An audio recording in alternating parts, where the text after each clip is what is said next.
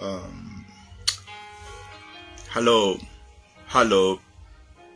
God bless you, and welcome to today's simple broadcast. I expect to talk to us as parents, as families, not just as a pastor, but also as a counselor. I've been around for a while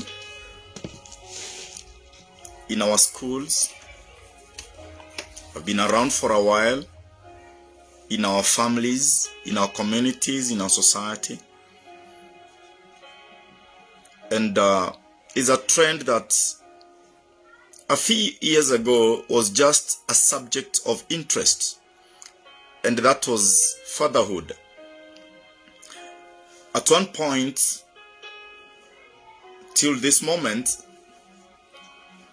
it hit the headlines as one of the most demanded for subjects for inspirational and motivational speakers, and also for others. But there comes a time when certain subjects are not just there to draw interest or attention, but they require action. We are moving towards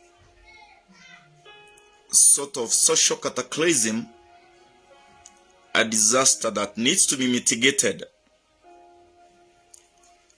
before we fall over the edge. We are almost there. For some, we can say we are already there. I've been looking at the plight of the boy child, the problems of the boy child in the 21st century in our nation, Kenya. There is a lot to be desired. You go to our primary schools, you go to our secondary schools, and all what you find is a recipe for chaos. We pay very high fees for them to attend high-end schools, or the little that we pay for them to join high school, the universities, the colleges. But my people, our sons have no future as men. There was a time that we thought that drugs was the only problem that has hit our young people. There's a time that we attended only to sexual problems as the major hindrance to their well-being. And this did not actually concern so much the boy's child, because what many young people and their parents would dread was pregnancy that would draw them out of school. But now we are contending with a compendium of problems that require immediate attention. Parenting or fatherhood, let me call it fatherhood as it were, forms the bedrock for the provision of all the other basic needs that we talk of, that we teach in class and we lecture in universities. We talk about in seminars and in counseling. We do psychoeducation for parents and families. But without touching fatherhood, without enhancing and emphasizing fatherhood, we're still left with a problem for the boy child. I've been to a number of high schools, boys' schools. I've been counseling a number of boys. I've been a counselor to some families. And I can say without any shred of doubt that a father's place needs to be retaliated. The importance of a father's place in bringing up children. And with this, I have all due respect for even those children who may come from single mothers' houses, because there's also a provision for them to have a father figure. There is no woman who lives on this earth who lives minus father figures in their lives. May it be brothers, may it be cousins, may it be a friend.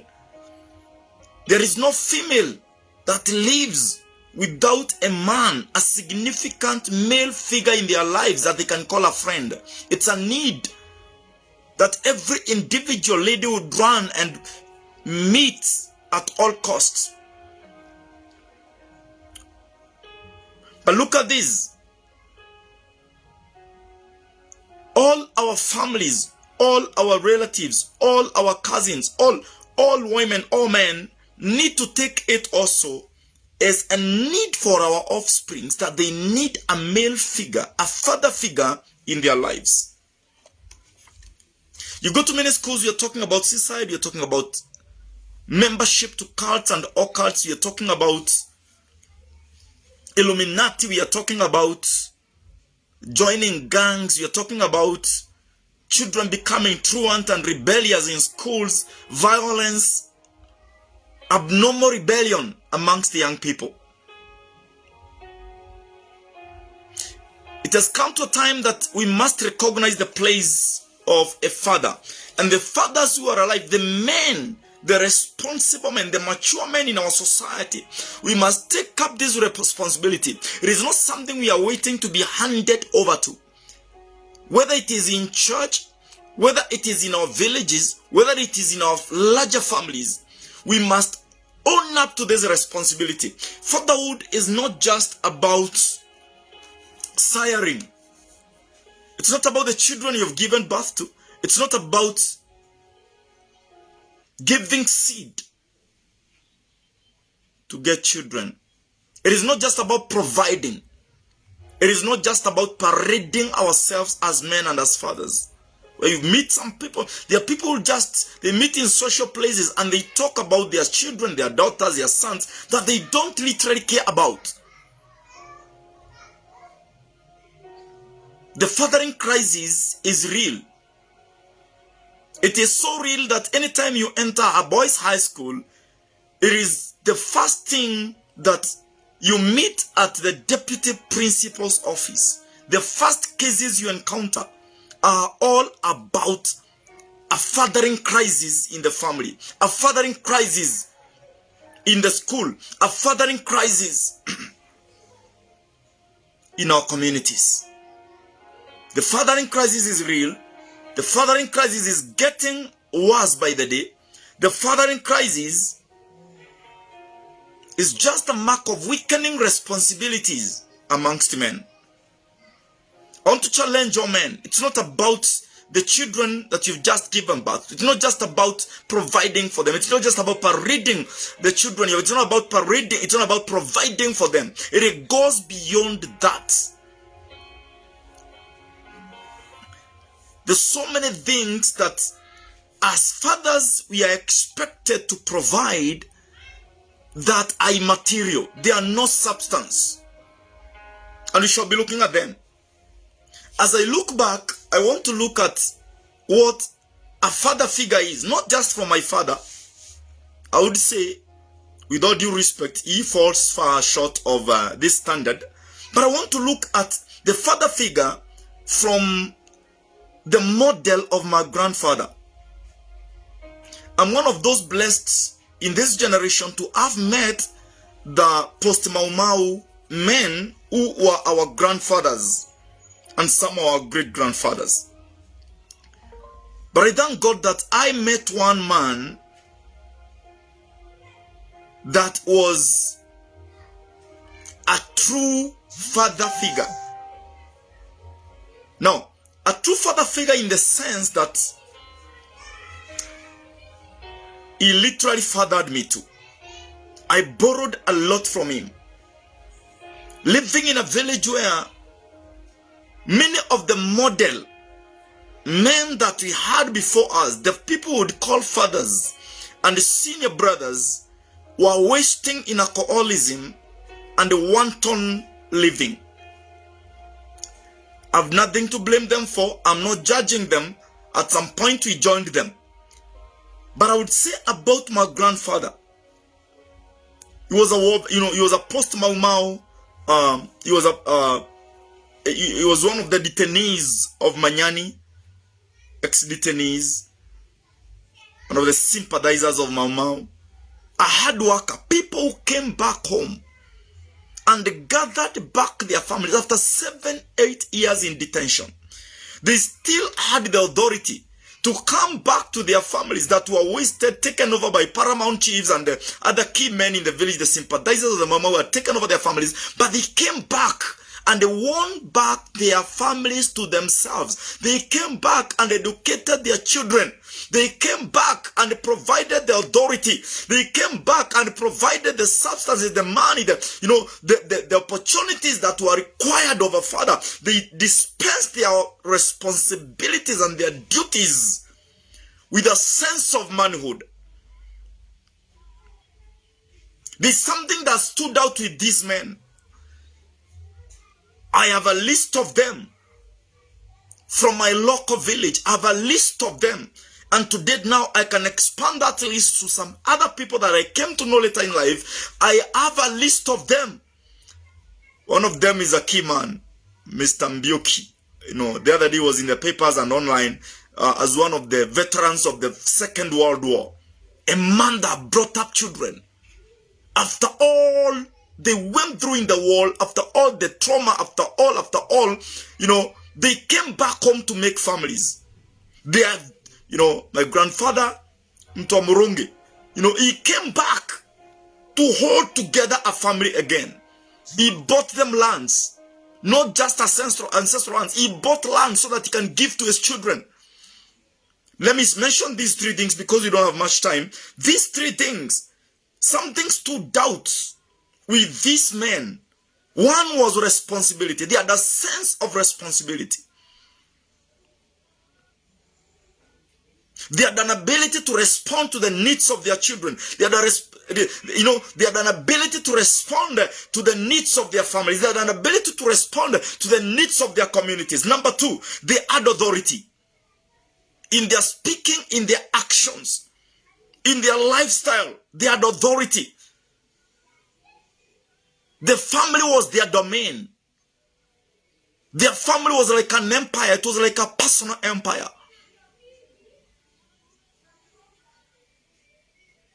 You could literally feel their power whenever they were in the compound.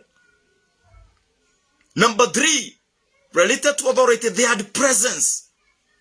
These men had presence. When they were not there, you would know the owner of this family is not here. When they come back, you would know. Because even the family dog would steal its tail. Praise the Lord Jesus. Okay. I'm about to get into preaching. This is beyond preaching, but I'm still preaching to you. I'm proclaiming a word to you that I want to take you seriously.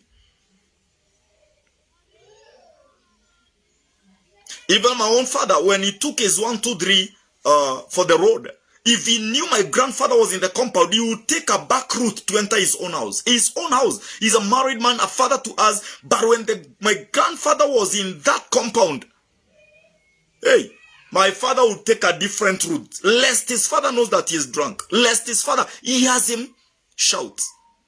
They had presence. They had authority. They had responsibility.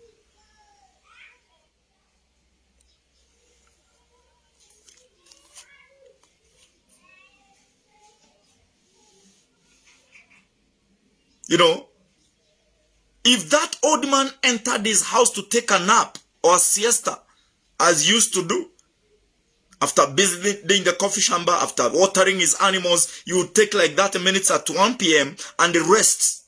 He was a shamba boy with a Mzungu, so he knew some of these, he had captured some of these manners, Mzungu manners, taking a siesta. When he's taking a siesta, the wife, my grandmother, would be signaling everybody around. Don't talk around here. The king is asleep. Hallelujah.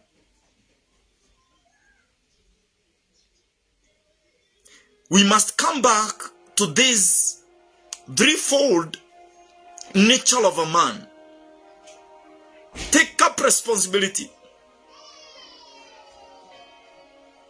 Take up authority and have presence for our families, for our children, our communities.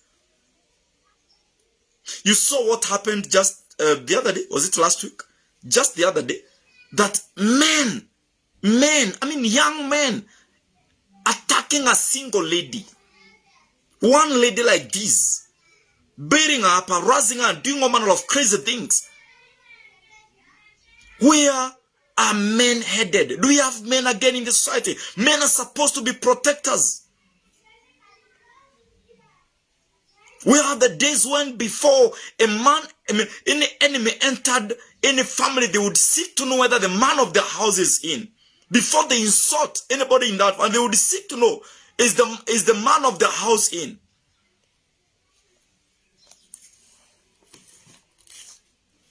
Fatherhood is not an idea that man has choice to adopt or not to adopt. It is the key pillar of the existence, the meaningful existence of our generations. By virtue of giving seed and nourishing the same seed, nurturing that seed. Nurturing that same seed. The spirit of adventure that has captured many of us men needs to die. It needs to be mitigated. Men have become too adventurous, looking for an extra coin. And many times you are looking for money for families that don't exist. You go away for years to go and look for money just to come back and meet the people that you wanted to feed. They don't exist. Because they needed you more than they needed the much money you're looking for. We have to work extra hard, I believe that. I know that. We have to feed our families. But it doesn't mean taking us away. We must, from them, we must consider it this way. Just like I have time to eat. Just like I have time to dress. I won't say I'll go to the market naked because I'm in a hurry to catch the bus. Or I'm in a hurry to sell in my shop. I'm in a hurry because a customer is waiting, so I will walk out of my house naked and go and sell. No, I take time to dress. I take time to eat. The same way I should take time. The same way I should take time to nurture. To drop now not just the seed that gives life, but to release the virtues that fertilize life. We've got to get there. We've got to get there.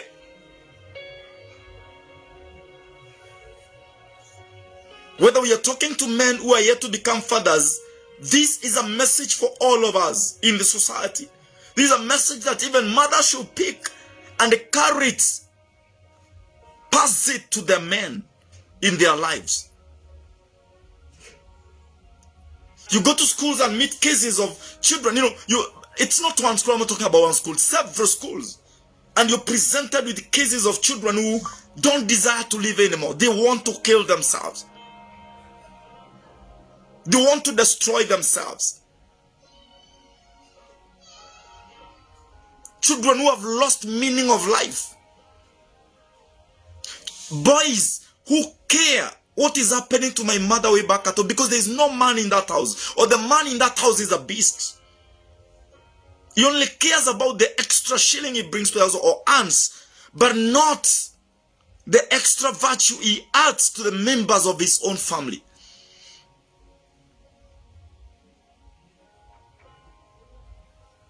Even when you feed cows, even if it's a cow you're feeding, you don't just go buying feeds from the shop just because you have money. You don't go and buy a dairy meal. There's dairy meal. You don't go and buy dairy meal.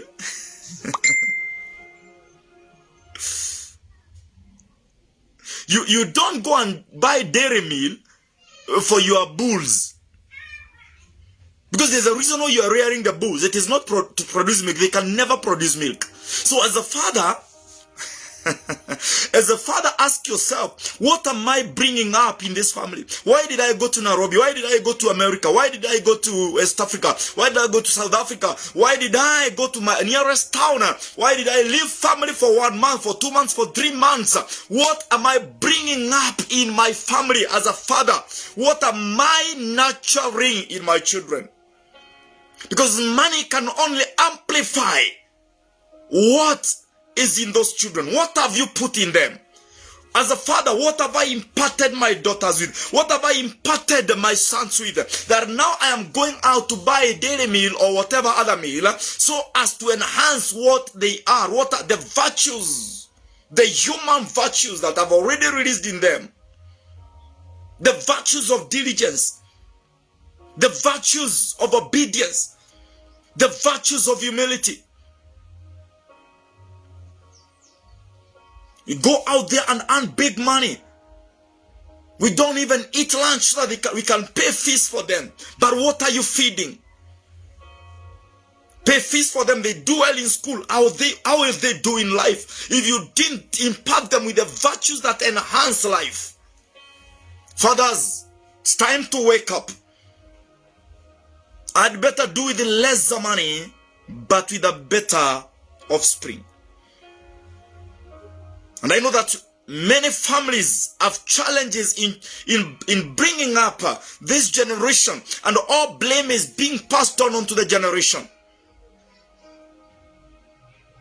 We are passing on the blame to our children. We are passing on the blame to social media. We are passing on the blame to teachers. We are passing on the blame. Oh no, it is us that must arise. They won't correct it.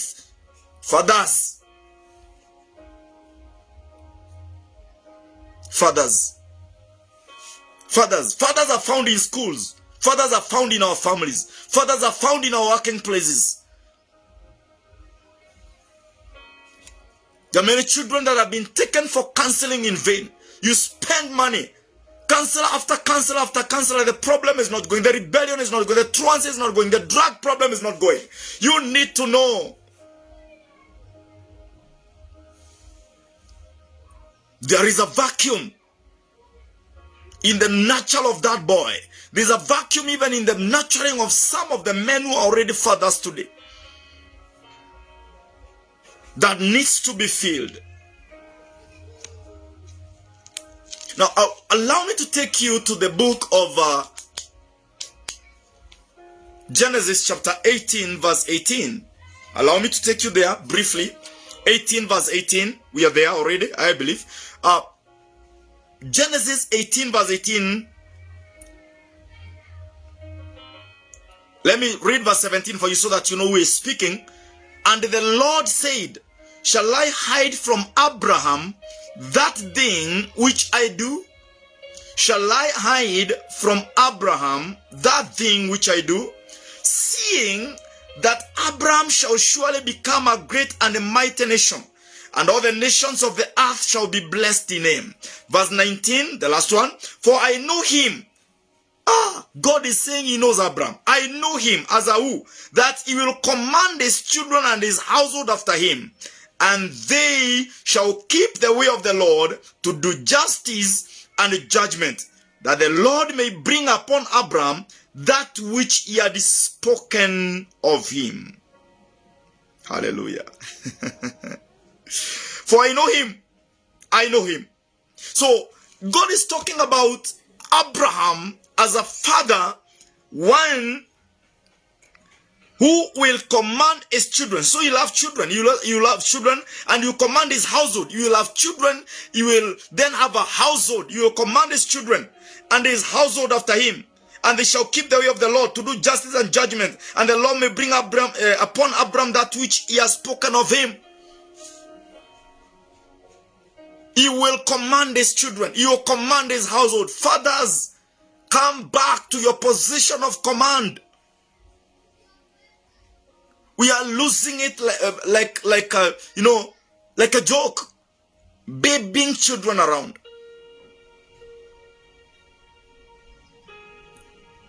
trying to avoid maybe the canes that you were given in school, the canes, the whips that you were given by your father or by your grandfather or by the people around you. You don't want your child to go through that because, there's a modern society. You cannot technologize parenting. The computer shall not take the place of a father. No. The computer shall not command the authority, the responsibility, and the presence of a father. No. The father will remain the father. The father will remain the man. The father is the father. Is the man in the house. Is the man in the home. Is the man that commands his children. The man that commands his household. But you have lost it as you pursue after an adventure for wealth, rivalry, peer competition. You won't sleep because your age mate, your schoolmate, your alumni is doing these 3 things and you're only doing 1. No. No. No. Fathers, as you earn that big salary, ask yourself, whom am I earning it for? What is my responsibility? How is my presence? What is my authority in the life of my child? We have been taught before that we have to bring them close. The bringing close does not mean familiarity. But sometimes children in the family don't know who is the father and who is the sister, who is the brother and who is the father. People, there's loss of boundaries.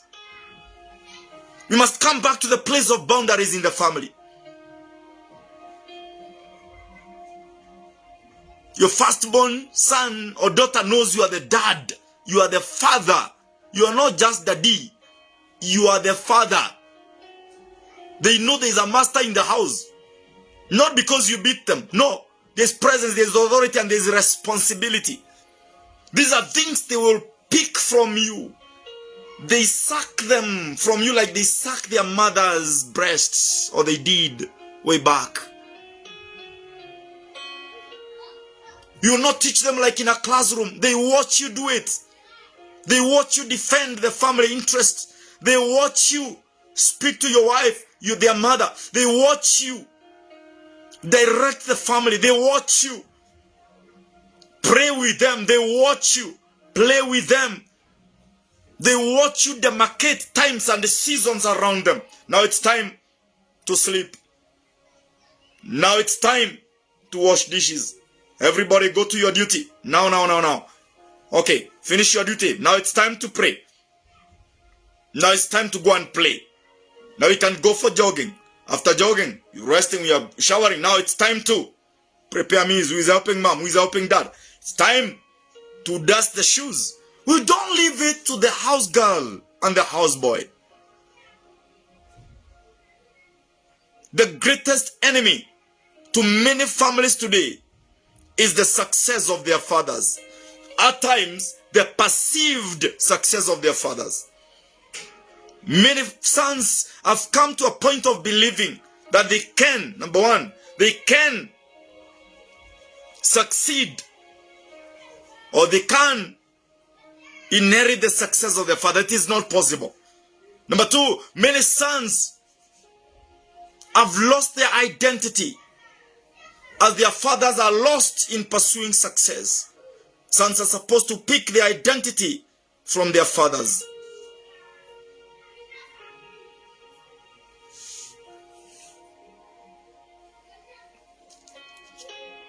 Command the children, command the household.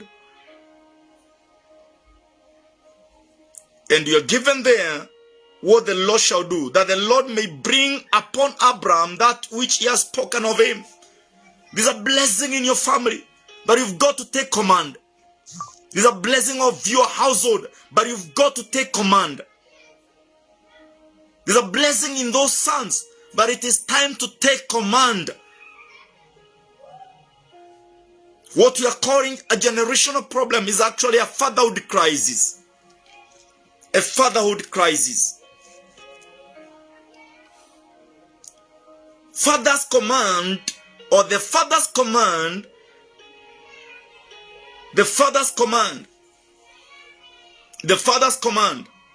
is characterized by several traits of a man or a father. When fathers are meant to instruct, fathers are instructors.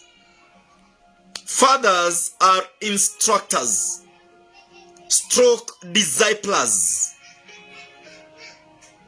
Fathers are instructors, stroke disciples. So in the family, fathers are not just bringing up adults.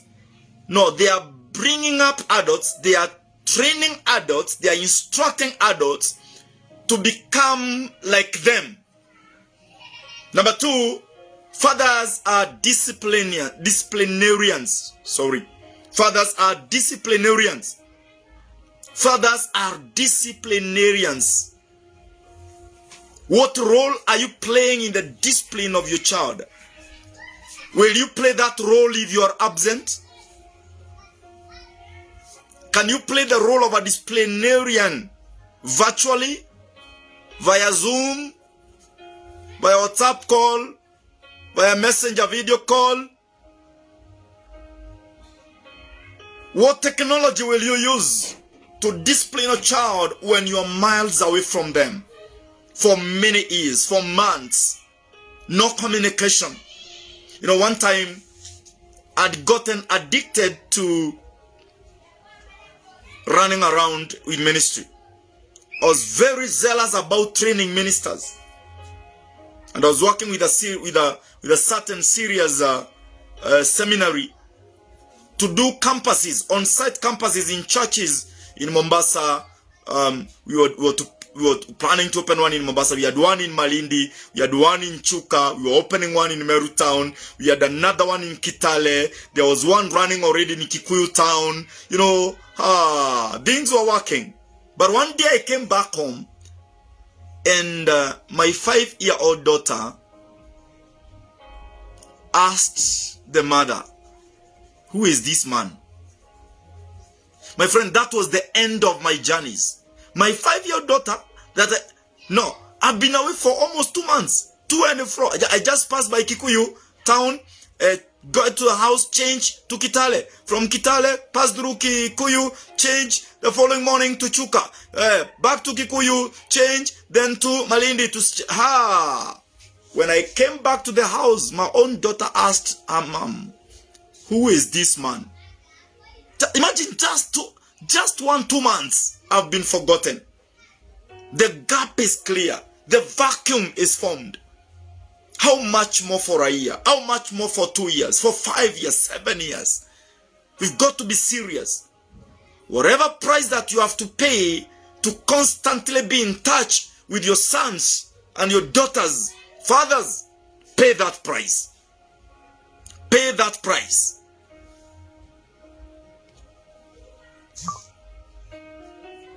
Pay that price. Fathers are disciplinarians. Number 3, fathers are models. They role model their sons. And then fathers are blessing imparters. Allow me to use that word. I don't know if it's a word in English. They impart the blessing.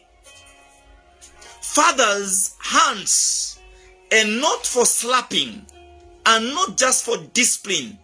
They are for laying on to impart manhood, to impart the father spirit, to impart the blessing. Laying on of hands. I've seen, with a very serious concern, many parents who cannot lay hands on their children. They are ashamed of it. It's like it's anathema. It's like anathema. But we must understand what it is that we are missing. If we will know how to give, or what to give to our children to correct the current situation, because we are in dire need in the families. Schools are suffering. Teachers don't know what to do anymore. The boys who are in an identity crisis are more than you can tell from their smart uniforms. We've got to get back there. We've got to be men with our boys. From an early age. From an early age. I've said again, let me reiterate that there is nothing, spiritually speaking, there is nothing like a single family. If you have a single family, a single father family or a single mother family, you have a problem family. Spiritually speaking, socially speaking, they exist. And in practice, they don't exist. Spiritually, they should not be existent. Because the father is not just the seed giver. Fathers are given by God. Fathers are spirit carriers. They carry the spirit of God the Father. So as a pastor, I'm a father to many children, whether they have their biological fathers or they don't have. I should understand my role of fatherhood, especially to them that lack in that social benefit of having a father. Either the dad passed away, or the dad is absent, or the dad is negligent. For whatever reason, we have enough fathers to take care of our generation. In the church, in the schools we go to, the male figures must take up the father figure responsibility. Incidentally, many have to be taken through that before they can father anyone. With all due respect. If you read, I want to show you how fatherhood is a spirit. Fathers are spirit carriers. They are spirit carriers. Behold, I want to read for you Malachi chapter 3 verse 5. Sorry, Malachi chapter 4 verse 5. Malachi chapter 4 and verse 5. Behold, I will send you Elijah the prophet before the coming of the great and dreadful day of the Lord. Verse 6 says, and he shall turn the heart of the fathers to the children, and the heart of the children to their fathers, lest I come and smite the earth with a curse. The absence of fatherhood, the absence of fathers is an immediate loophole for the entry of a curse in the human generation or in the human society. A very clear picture of this. Look at all the despots who ruled the world and who are existent today. Many of the people who have proved to be a misnomer in the generations before us and even now, they have a gap, they have a loophole in their fatherhood. How they were fathered. There's a problem. You check on Hitler and you find Hitler's problem was not an individual. It was also like a personal. It is not like something he sought for himself. It was a family crisis. The dad who was from Poland, he was Polish, and the mother of Hitler was German. And Hitler's father left the family, abandoned the family crisis or something like that, and he went back to Poland. If I have this facts right, you can fact check. And Hitler grew up loving the mother and hating the father. Now, by extension, he extended the same to the nativity, their country of nativity, for both parents. So Hitler loved Germany, his mother's nation, like the way he loved his mother. And he hated Poland the way he hated his father. Now you see, and from that small phenomenon, there arose a world war, a global crisis. Hello. Hello. Fathers. Now, you can check. I'm trying to know who is Idi Amini. The other day, just the other year, I saw a rebel who had refused to come out of the forests to stop fighting as a militant until the government of that nation was advised, speak to the mother. She's the only one who can speak him out of the bush. I want you to understand where we are and where we are headed. We need more fathers than parliamentarians. We are in serious need of leadership in the family. We need fathers more than we need sub-chiefs. We need more fathers. We are in a serious situation. We need more fathers than we need policemen. In the society we are in and where we are headed. You may say it is not your child who is in trouble. You may think that your child is safe. But that child who lacks a father, we will lay you on the road with your other son you think is good. It is our common responsibility.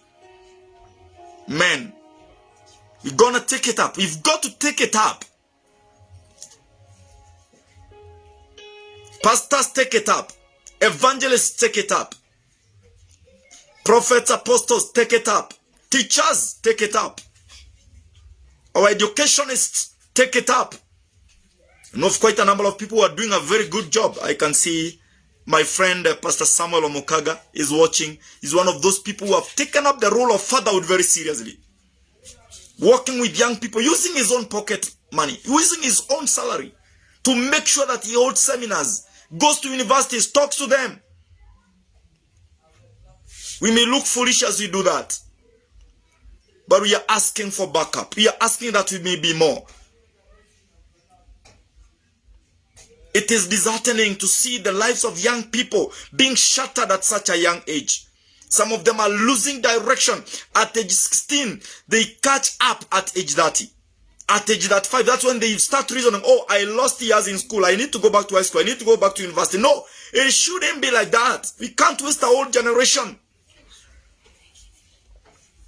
As we sit back and watch, our children go wayward. And our fathers idle about in the pretense of looking for money. If you're looking for money during the day, where are you during the night? Come back to your children. Sit down with them. They want to see you. They may not even hear you. Just to see you around. Matter the presence. Remember what you said. Their presence. May the Lord bless you.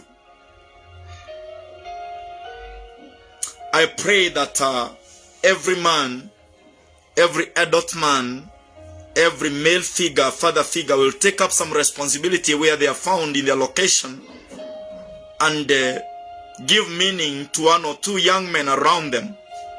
It makes a lot of difference. I love you. The Lord bless you. Be a man of responsibility. Be a man of authority. Be a man of presence.